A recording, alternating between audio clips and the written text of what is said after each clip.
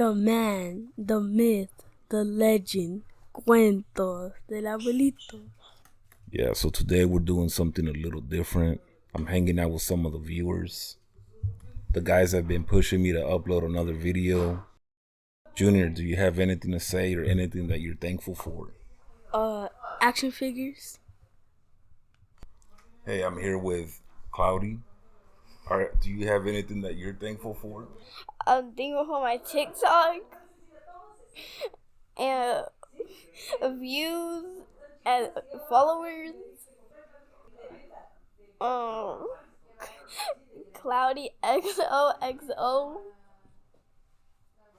And I'm also here with Yachty. What's up? What's up, gang? Subscribe to Cuentos del Abuelito right now. Don't forget to sub to my channel, Las Scary Story. Like and sub right now. New video dropping in 2 weeks. Cuentos del Abuelito. Hey guys, welcome back to another video. On this occasion, I'll be narrating the scary story of the Smiling Man. Thank you to all of those that have been reminding me to upload more scary stories.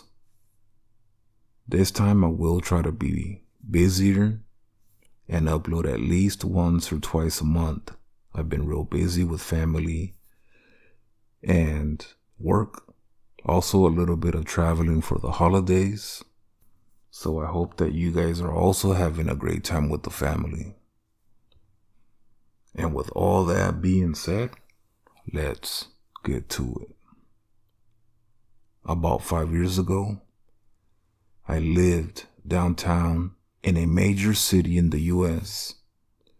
I've always been a night person, so I would often find myself bored after my roommate, who was decidedly not a night person, went to sleep. To pass the time, I used to go for long walks and spend time thinking. I spent 4 hours like that, walking alone at night, and never once had a reason to feel afraid. I always used to joke with my roommate that even the drug dealers in the city were polite. But all of that changed in just a few minutes of one evening. It was a Wednesday, somewhere between 1 and 2 in the morning, and I was walking near a police patrolled park quite a ways from my apartment. It was a quiet night, and even for a weeknight, with very little traffic and almost no one on foot. The park, as it was most nights, was completely empty. I turned down a short side street in order to loop back to my apartment when I first noticed them. At the far end of the street on my side was the silhouette of a man.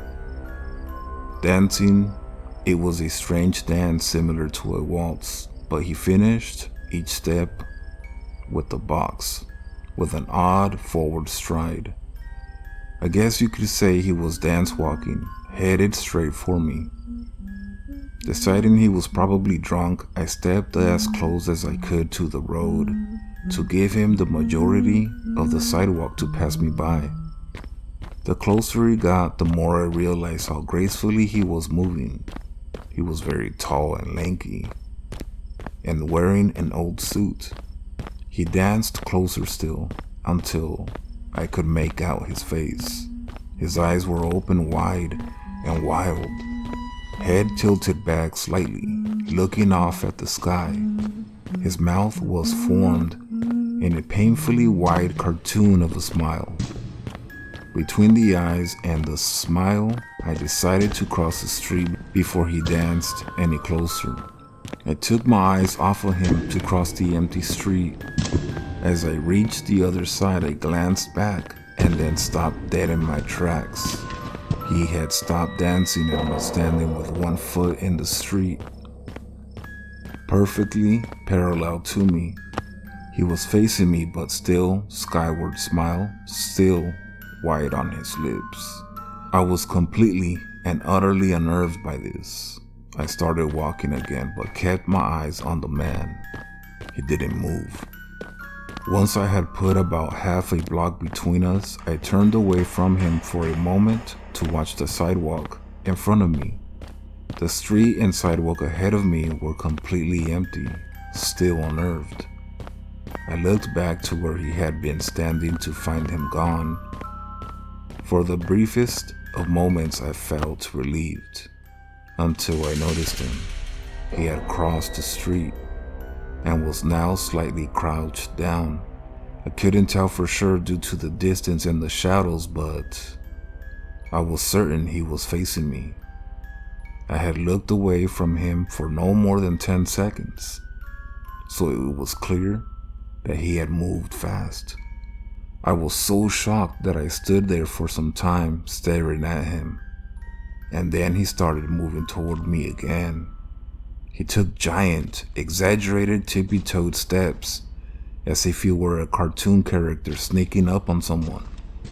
Except he was moving very, very quickly. I'd like to say at this point I ran away or pulled out my pepper spray or my cell phone or anything at all, but I didn't. I just stood there, completely frozen at the smiling man as he crept toward me. And then he stopped again, about a car length away from me, still smiling his smile, still looking to the sky. When I finally found my voice, I blurted out the first thing that came to mind. What I meant to ask was, "What the fuck do you want?" in an angry, commanding tone. But what came out was a whimper. What? Regardless of whether or not humans can smell fear, they can certainly hear it. I heard it in my own voice, and that only made me more afraid. But he didn't react to it at all. He just stood there, smiling. And then after what felt like forever, he turned around very slowly and started walking away. Just like that. Not wanting to turn my back to him again, I just watched him go until he was far enough away to almost be out of sight. And then I realized something. He wasn't moving away anymore, nor was he dancing. I watched in horror as the distant shape of him grew larger and larger. He was coming back my way, and this time he was running. I ran too. I ran until I was off the side of the road and back onto a better lit road with sparse traffic. Looking behind me then, he was nowhere to be found. The rest of the way home I kept glancing over my shoulder, always expecting to see his stupid smile. But he was never there. I lived in that city for 6 months after that night, and I never went out for another walk. There was something about his face that always haunted me. He didn't look drunk, he didn't look high. He looked completely and utterly insane. And that's a very, very scary thing to see.